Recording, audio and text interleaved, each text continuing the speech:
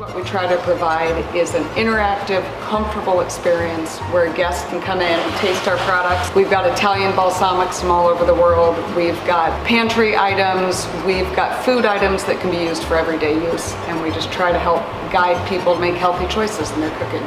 My name is Liz Lancashire. I'm the manager here at Traverse City Fustini's.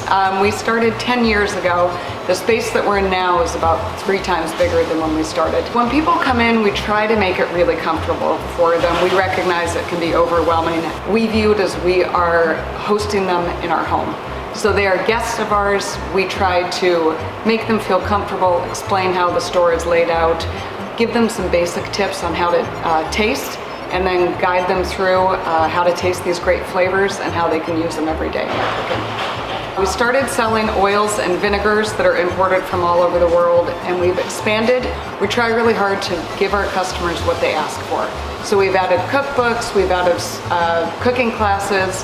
We now have a cafe in the back with a grab-and-go menu.